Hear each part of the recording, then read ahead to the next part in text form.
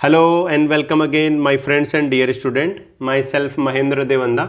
आज के इस वीडियो में हम समझने वाले हैं डिजीजेज ऑफ सिल्कवर्म। सिल्कवर्म में कौन कौन सी बीमारियां होती हैं, पेस्ट और पेस्टेज, यानी कौन कौन से ऐसे पेस्ट हैं जो कि सिल्कवर्म को नुकसान पहुंचाते हैं। समझेंगे कि पेस्ट क्या है। नेक्स्ट है, इसमें बात करेंगे इम्पोर्टेंस ऑफ सेरीकल्चर। सेरीकल्चर का क्या महत्व होता है, यानी सेरीकल्चर में आपको क्या क्या फ़ायदा हो सकता है, उसके बारे में भी बात करेंगे। ये तीनों टॉपिक हम सेरीकल्चर के अंतर्गत पढ़ते हैं। और सेरीकल्चर क्या होता है, जिसमें सिल्क वर्म का रियरिंग की जाता है, उसको पाला जाता है। तो प्रीवियस कुछ वीडियो में हमने सेरीकल्चर के विभिन्न एस्पेक्ट के बारे में जाना, इनके अलग अलग बिंदुओं के बारे में हमने समझा। आज सेरीकल्चर का ये हम अंतिम टॉपिक के रूप में समझें, तो जिसमें हम इनके बारे में बात करेंगे, जिसमें हमने पहले वीडियो में ये जान चुके हैं कि डिफरेंट टाइप के सिल्क वर्म होते हैं, जैसे कि मलबेरी सिल्क वर्म है, एरी सिल्क वर्म है, मूंगा सिल्क वर्म है, टसर सिल्क वर्म है। और ये सिल्क वर्म वास्तव में क्या है, एक इंसेक्ट है, एक कीट है, जो कि ऑर्डर लेपिडोप्टेरा के अंतर्गत आता है, जो कि मोथ्स इसमें आते हैं।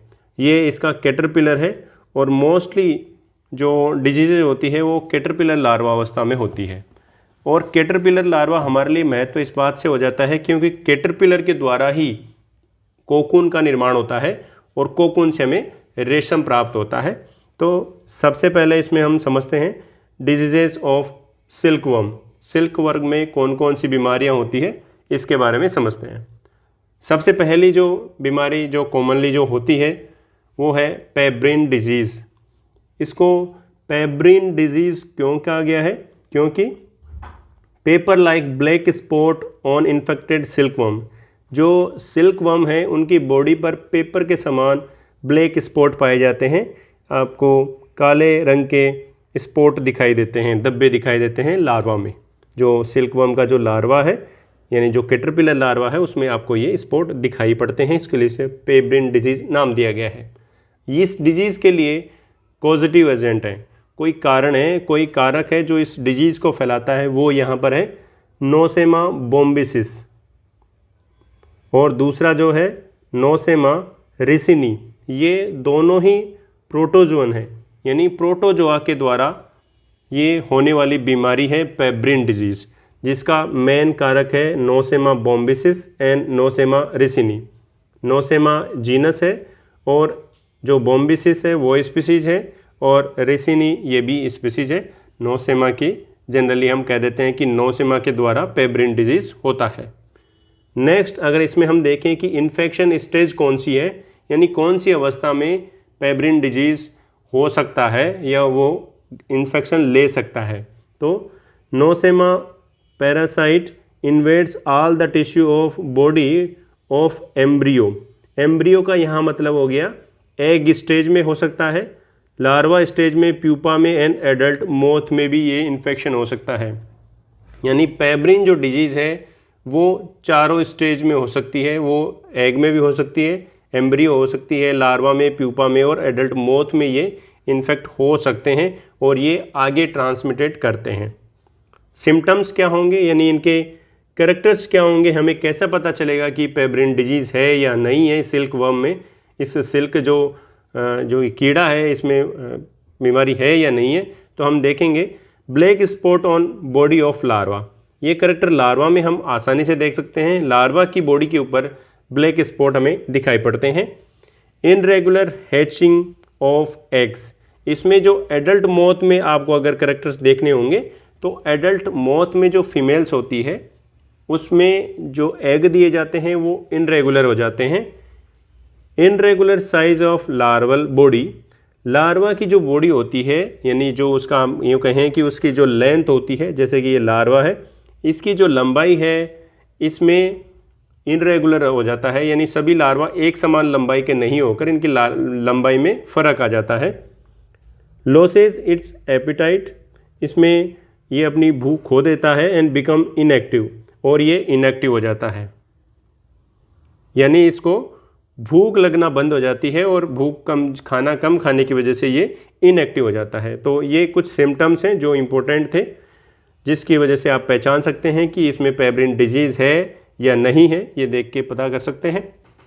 ये तो बात हुई कि ये डिजीज़ कैसे हो रही है। अब इसको कंट्रोल कैसे किया जाएगा। तो सेरीकल्चर या सिल्कवर्म रियरिंग में यानी रेशम कीट पालन में सबसे महत्वपूर्ण ये होता है कि आप जिस रूम में, जिस कमरे में सिल्कवर्म का पालन कर रहे हैं वो एकदम नीट एंड क्लीन होना चाहिए, साफ़ सुथरा होना चाहिए। उसको बार बार हमें ट्रीटमेंट करने पड़ते हैं, उसमें फॉर्मेलिन का छिड़काव करना पड़ता है, क्लोरीन वाटर का छिड़काव हमें करते रहना पड़ता है। तो सबसे पहला जो हमें काम करना होता है डिसइंफेक्शन ऑफ रियरिंग रूम। जो रियरिंग जिस रूम में हम पाल रहे हैं रेशम के कीड़े को, उसमें वो डिसइंफेक्ट करने हैं। Only egg of healthy mother moths should be use. जो अब हमें इस बात का ध्यान रखना है कि जो फीमेल मोथ जो अंडे देगी वो एक हेल्दी होनी चाहिए। हेल्दी होगी तो यानी वो विदाउट इन्फेक्टेड फीमेल मोथ होनी चाहिए। मोथ्स का मतलब उस कीड़े के लिए हम ये मोथ्स वर्ड यूज़ करते हैं। जो सिल्कवर्म है उसके एडल्ट के लिए हम मोथ्स वर्ड यूज़ करते हैं। आप ध्यान रखेंगे, कंफ्यूज नहीं होंगे। तो फीमेल जो मोथ है उसके द्वारा जो अंडे दिए जाएंगे वो स्वस्थ अंडे तभी दिए जाएंगे जब मदर स्वस्थ होगी। Should be use and spores can be destroy bye treatment. इसके अलावा स्पोर्स का मतलब हो गया कि एग, अगर किसी अंडे में या किन्हीं अंडों में वो इन्फेक्शन हो जाता है तो उसको डिस्ट्रॉय करना पड़ता है with treatment with 2% formalin, 2% formalin for 30 minutes और 5% क्लोरीनेटेड लाइम फॉर 30 मिनट। यानी 5% क्लोरीनेटेड जो चूना होता है उसको 30 मिनट उस अंडे के ऊपर रखकर अंडों में डालकर अंडों को डिसइंफेक्ट किया जाता है। और अगर हम इसको 2% फॉर्मेलिन को भी यूज़ करके अंडों को या तो डिस्ट्रॉय कर सकते हैं या इनकी डोज कम करके इनको इन्फेक्शन कर सकते हैं। ये कुछ लार्वल में हमें सिम्टम्स देखने को मिलते हैं, बॉडी पे ब्लैक स्पॉट, ये आप ध्यान में रखेंगे। तो सामान्यतः इसमें जो क्वेश्चन पूछे जाते हैं पेब्रिन डिजीज़ में, जो सबसे मोस्ट इम्पोर्टेंट क्वेश्चन पूछा जाता है कि इसका कॉजेटिव एजेंट कौन होता है, यानी किसके द्वारा ये बीमारी होती है। तो ये एक प्रोटोजोन्स यानी नोसेमा के द्वारा होने वाली डिजीज़ होती है। नेक्स्ट डिजीज़ के बारे में समझते हैं जिसको कहते हैं फ्लैचेरी डिजीज़।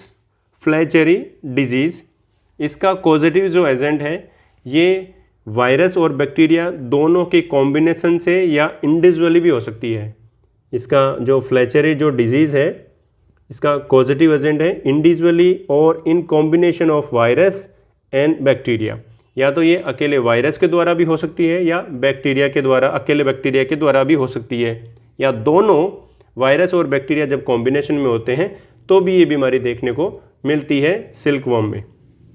कुछ बैक्टीरिया के नाम जैसे स्ट्रेप्टोकोकस है, स्टेफाइलोकोकस है, बैसिलस थुरिंजिनसिस है, थुरिंजिनसिस, यानी बैक्टीरिया के ये डिफरेंट स्ट्रेप्टोकोकस जीनस के हो सकते हैं, स्टेफाइलोकोकस के, और बैसिलस थुरिंजिएंसिस जो स्पीसीज है पर्टिकुलर उसके द्वारा ये बीमारी हो सकती है। इन्फेक्शन स्टेज, इन्फेक्शन स्टेज इसमें early instar larva, early instar larva यानी जो पहला instar larva and second instar जो लार्वा होता है वो सबसे ज़्यादा ससेप्टिबल होता है, यानी वो इन्फेक्शन ले लेता है जल्दी में। तो इन दो अवस्थाओं को हमें बचा के रखना पड़ता है। सिम्टम्स क्या होंगे, सिम्टम्स यानी उसके इस बीमारी के लक्षण क्या होंगे। वर्म्स अपीयर लिथार्जिक, जो वर्म होगा, जो हमारा कैटरपिलर है वो लिथार्जिक हो जाता है, यानी बहुत ही कमज़ोर हो जाता है, स्लो मोशन करता है।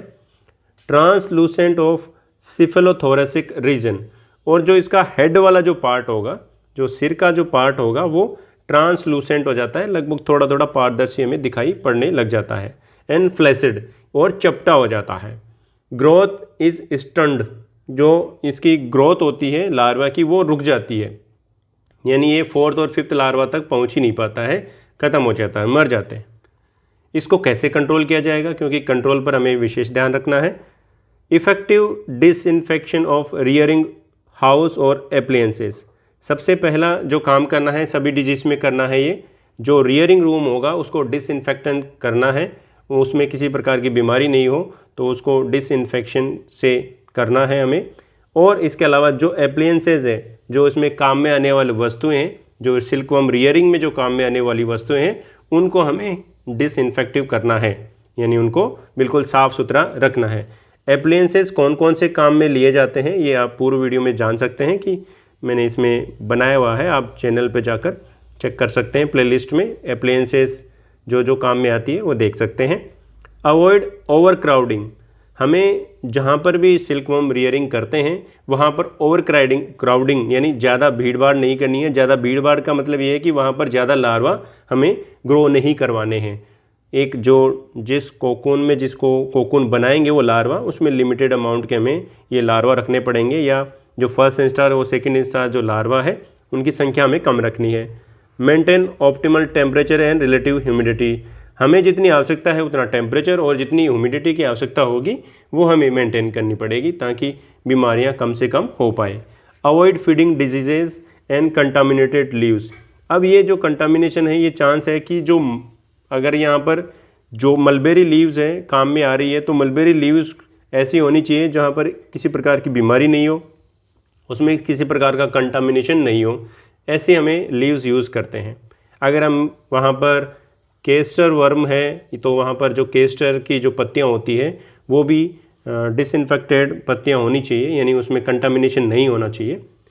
Collect diseases worm and destroy, अगर हमें ये पता लग गया कि उस वर्म में किसी प्रकार की डिजीज़ है यानी उसमें किसी प्रकार की बीमारी है तो उस वर्म को हमें कलेक्ट करके उसको मार देना चाहिए, डिस्ट्रॉय कर देना चाहिए। Apply bleaching powder and lime at the 1:9 ratio, bleaching powder और जो लाइम है, लाइम का मतलब है चूना, ब्लीचिंग पाउडर 1 और लगभग इसी का 9 गुना हमें लाइम चूना लेना पड़ेगा और इसकी वजह से हम जो रियरिंग रूम है उसमें छिड़काव करना है ताकि ये जो इन्फेक्शन है वो कम हो जाए।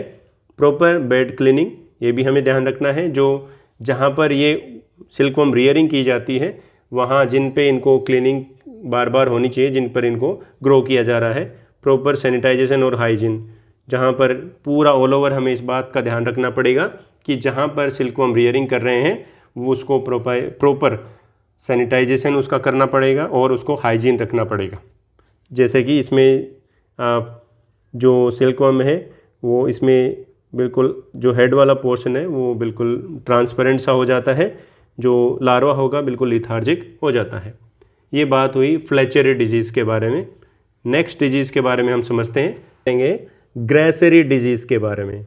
ग्रेसेरी डिजीज़ है, इसको आल्सो कॉल्ड न्यूक्लियर पॉलीहेड्रोसिस, इसको न्यूक्लियर पॉलीहेड्रोसिस डिजीज़ भी कहा गया है, या हम सिंपली इसको पॉलीहेड्रोसिस भी कहते हैं और इसको मिल्की डिजीज़ भी कहते हैं।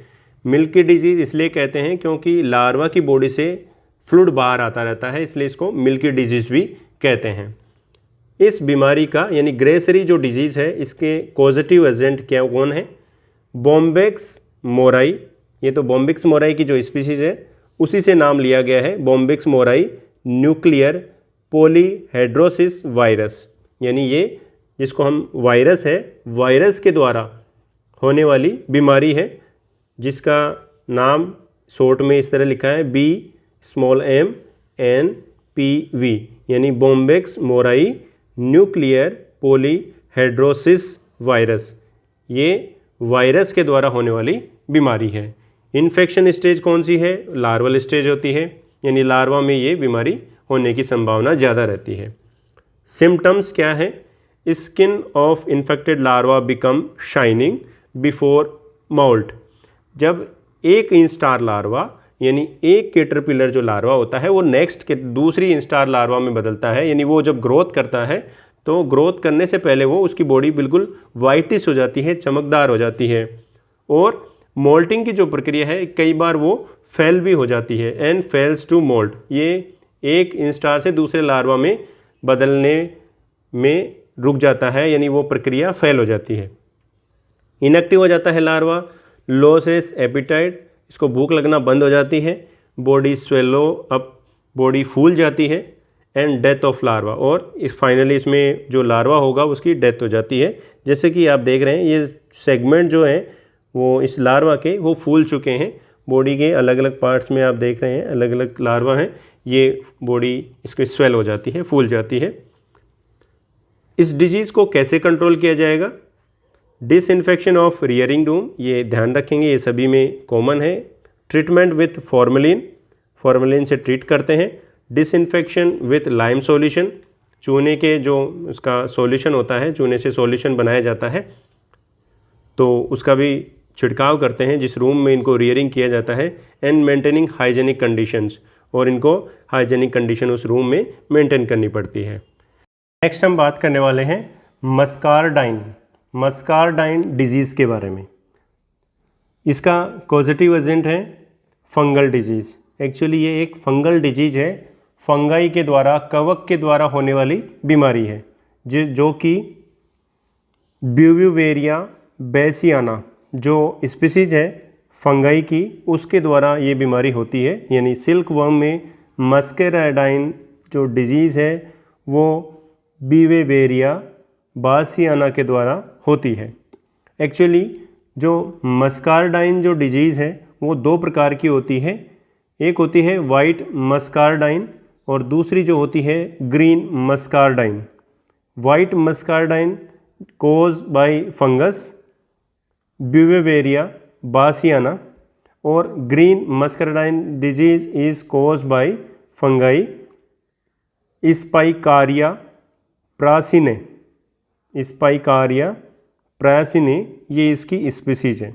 यानी दो अलग अलग फंगाई कवक की जातियों के द्वारा, स्पीसीज़ के द्वारा दो अलग अलग मस्कारडाइन डिजीज़ होती है। एक को वाइट मस्कारडाइन कहते हैं और दूसरे को ग्रीन मस्कारडाइन डिजीज़ कहते हैं। इनकी इन्फेक्शन स्टेज कौन सी है, यानी सिल्क वर्म की कौन सी स्टेज में ये इन्फेक्शन होता है, तो वो है लार्वल स्टेज में। यानी जो लार्वा होता है उस अवस्था में मस्कारडाइन डिजीज़ के लिए ये ससेप्टिबल होता है, उसको जो इसका फंगाई है उससे इन्फेक्ट हो जाता है। इसके सिम्टम्स यानी इसके लक्षण की बात करें तो लार्वा लूज एपेटाइट, यानी लार्वा भूख खो देता है, यानी इसको भूख नहीं लगती है। एंड बिकम इनएक्टिव, और ये इनएक्टिव हो जाता है। अगर वो खाना खाने बंद कर देता है या उसको भूख की कमी महसूस होती है लेकिन वो खाना नहीं खा पाए तो उसकी बॉडी में जब खाना ही नहीं जाएगा तो वो इनएक्टिव हो जाता है। Presence of moist specs, body के ऊपर मॉइस्ट स्पेक्स बन जाते हैं। Larva vomit, larva generally vomit करता है, यानी जो भी खाता है वो बाहर कर देता है। After death larva become hard, और इस डिजीज़ में आप किसी लार्वा को पहचानने तरीका ये होता है कि जब लार्वा की डेथ हो जाती है तो लार्वा की डेथ के बाद में उसके बॉडी हार्ड हो जाती है। कंट्रोल के वही हमें मेजरिंग यूज़ करने हैं। डिसइंफेक्शन ऑफ रियरिंग रूम, जो भी रियरिंग रूम है उसको डिसइंफेक्टेंट करना है, यानी डिजीज़ से मुक्त करना है। कंट्रोल मलबेरी पेस्ट, जो मलबेरी के ऊपर जो भी पेस्ट आते हैं उसको, पत्तियों को जो खाने के लिए जो भी आते हैं उसको हमें कंट्रोल करना पड़ेगा, क्योंकि जो सिल्कवर्म लार्वा है वो उन पत्तियों को खाता है, सहतूत की पत्तियों को खाता है, तो सहतूत की पत्तियों से ये डिजीज़ वहाँ से आ सकती है, तो वहाँ पर हमें पेस्ट का ध्यान रखना पड़ता है। सेपरेशन ऑफ डेड लार्वा, इसके अलावा जिन भी लार्वा में अगर ये डिजीज़ हो जाती है तो उसको उस जहाँ पे रियरिंग की जा रही है उससे अलग कर देना चाहिए, उसको हटा के डिस्ट्रॉय कर देना चाहिए, समाप्त कर देना चाहिए। नेक्स्ट अब बात करते हैं पेस्ट के बारे में। पेस्ट ऑफ सिल्कवर्म, सिल्कवर्म में कौन कौन से पेस्ट होते हैं जो इसको यानी सिल्कवर्म को नुकसान पहुंचाते हैं, सीधे ही उसको खा जाते हैं। उससे पहले हम डिजीज़ देख रहे थे। डिजीज़ में तो ये था कि लार्वा में या एग में या एडल्ट मोथ में कुछ सिम्टम्स आते हैं जिसकी वजह से वो खराब हो जाते हैं। यहाँ ए पेस्ट का मतलब क्या होता है पहले हम ये समझते हैं। A pest is any animals और plant harmful to human concern. A pest is any, ये पेस्ट कोई भी हो सकता है जो कि एनिमल्स को ये और प्लांट्स को नुकसान पहुंचाता है, जो कि मनुष्य के फ़ायदे के होते हैं, क्योंकि हम उसी को जनरली पेस्ट कह रहे हैं।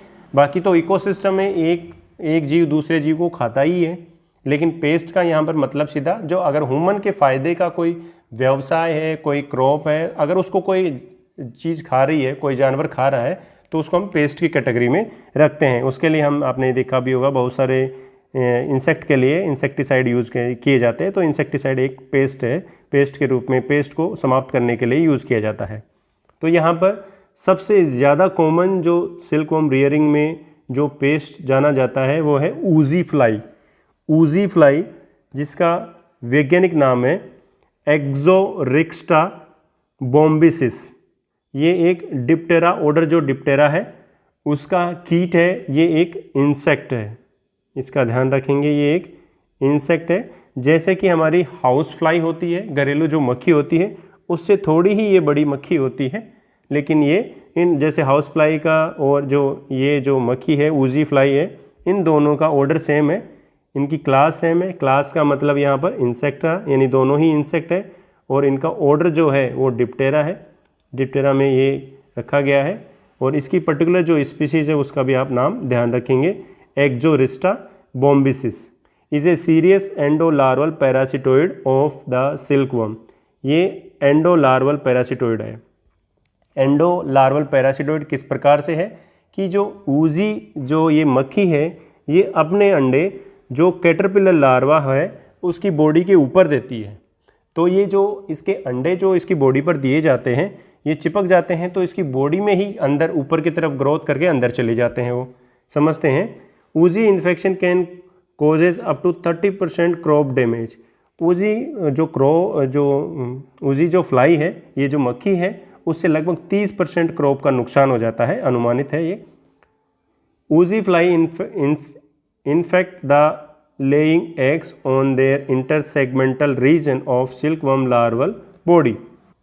ऊजी फ्लाई अपना इन्फेक्शन कैसे करती है, जो कि सिल्कवर्म का जो लार्वा होता है उसके इंटरसेगमेंटल जो रीजन होता है, जैसे ये इंटरसेगमेंटल रीजन है, यहाँ पर वो अपने अंडे देते हैं। ये जो इंटरसेगमेंटल रीजन होता है, यहाँ पर ऊजी फ्लाई अपने अंडे देती है और ये यहीं पर ग्रो करते हैं।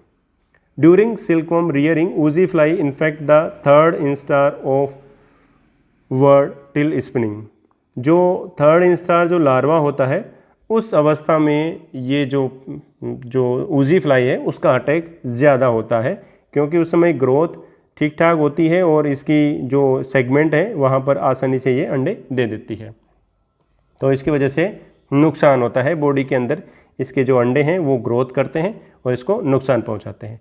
प्रिवेंशन, इसके सुरक्षा के लिए, कंट्रोल के लिए हमें क्या करना पड़ेगा, maintain sanitary and hygienic condition in the room, rearing room.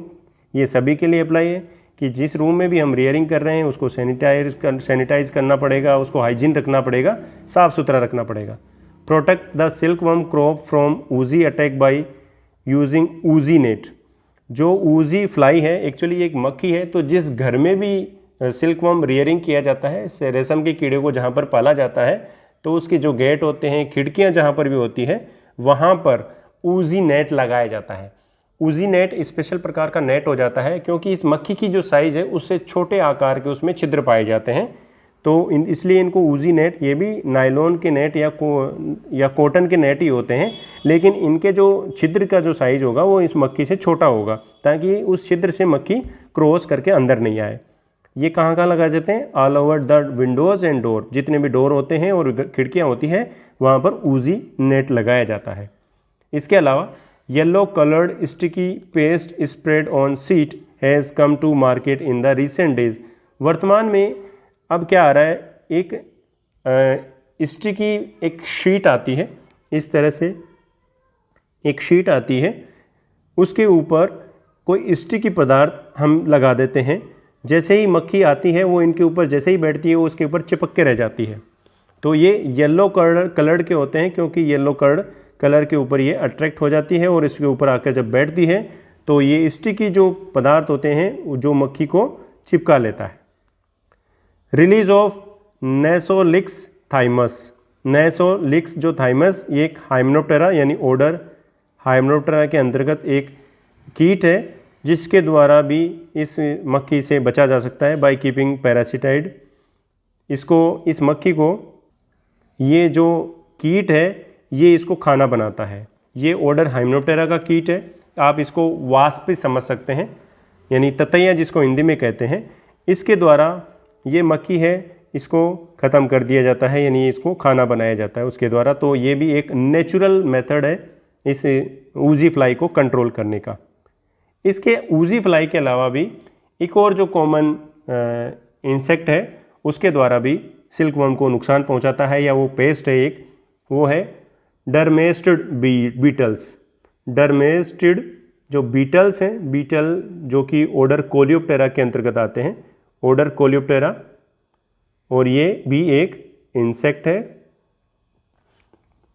ये डर्मेस्टिस जो स्पीसीज़ अलग अलग स्पीसीज़ हो सकती है, इसलिए यहाँ पर बीटल्स दिया है, बीटल नहीं दिया है, यानी इसकी अलग अलग जो स्पीसीज़ होती है वो सिल्कवर्म के लिए पेस्ट के रूप में काम आते हैं। ये एक बीटल है जिसको आप अपने आसपास इस तरह के कीड़े को आपने देखा होगा। हालांकि आप पर्टिकुलर आइडेंटिफिकेशन भी जा सकते हैं, जब आप गूगल करके डर्मेस्टिड जो बीटल्स हैं उसकी आइडेंटिफिकेशन की देखेंगे तो आप उसके कैरेक्टर्स देख के उसको पहचान भी सकते हैं। इसके सिम्टम्स क्या होंगे? The grubs cause more damage than adult. ये आप बात ध्यान रखेंगे कि इसका जो लार्वा होगा, ये जो बीटल है ये एडल्ट है, इसका लार्वा होगा वो ग्रब लार्वा होगा, यानी वो भी कुछ कैटरपिलर के समान होता है लेकिन वो भी छोटा होता है थोड़ा।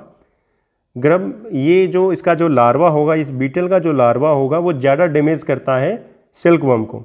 The infested cocoon show presence of multiple irregular holes on them.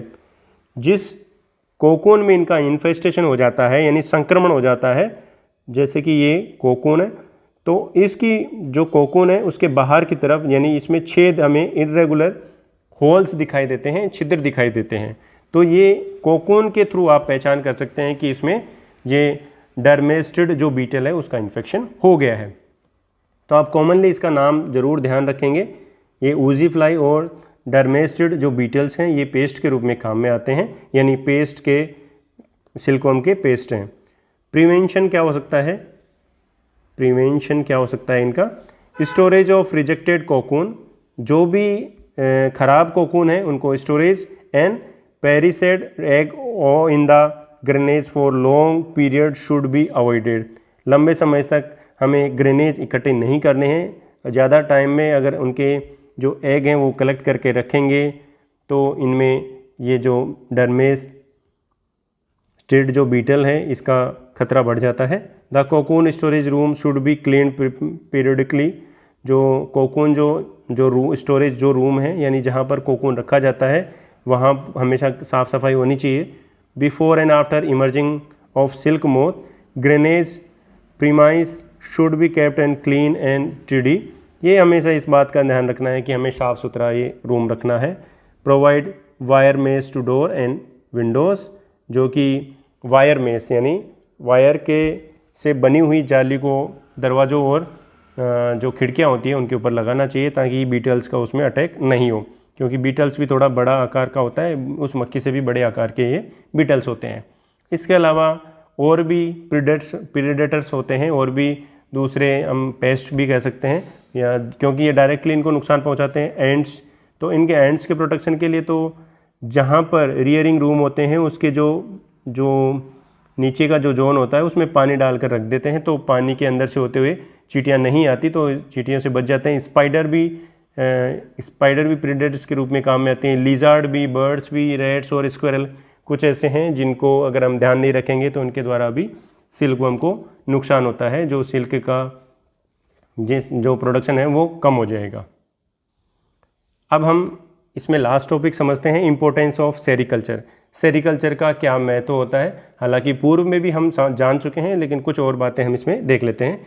Sericulture career opportunity, sericulture में एजुकेशन संबंधित हमारा क्या कैरियर हो सकता है, तो उसमें रिसर्च सेंटर यानी जो अनुसंधान केंद्र होते हैं वहाँ पर, central silk board, academic fields में जा सकते हैं, एग्रीकल्चर सेक्टर में या सिल्क एक्सपोर्ट प्रमोशन काउंसिल में, कृषि विज्ञान केंद्र है।